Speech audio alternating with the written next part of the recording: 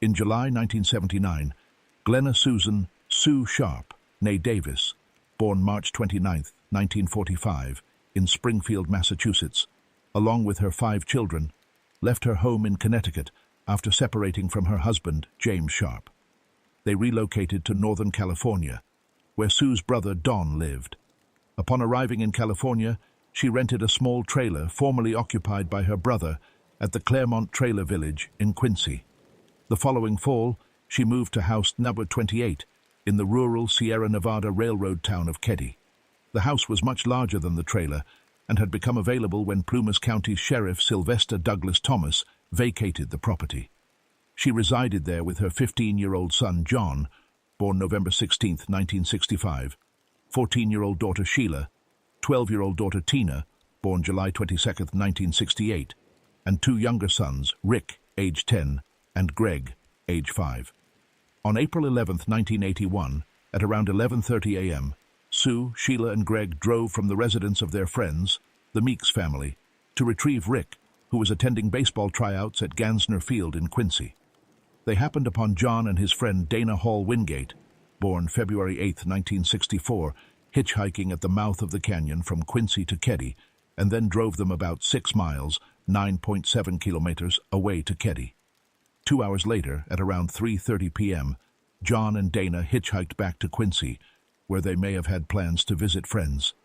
Around this time, the boys were seen in the city's downtown area. That same evening, Sheila had plans to spend the night with the Seabolt family, who lived in adjacent Sudra 27, while Sue remained at home with Rick, Greg, and the boys' young friend Justin Smart. Sheila departed house number 28 shortly after 8 p.m. to sleep at the Seabolts.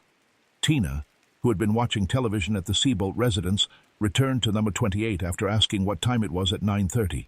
Murders and discovery, at approximately 10 a.m. On the morning of April 12th, Sheila returned to number 28 and discovered the dead bodies of Sue, John, and Dana in the house's living room. All 3 had been bound with medical tape and electrical cords. Tina was absent from the home, while the 3 younger children, Rick, Greg, and Justin, were found physically unharmed in an adjacent bedroom. Upon discovering the scene, Sheila rushed back to the Seabolt's house, and Jamie Seabolt retrieved Rick, Greg, and Justin through the bedroom window. He later admitted to having briefly entered the home through the back door to see if anyone was still alive, potentially contaminating evidence in the process. The murders of Sue, John, and Dana were especially vicious. 2 bloodied knives and 1 hammer were found at the scene. Blood spatter evidence from inside the house indicated that the murders had all taken place in the living room.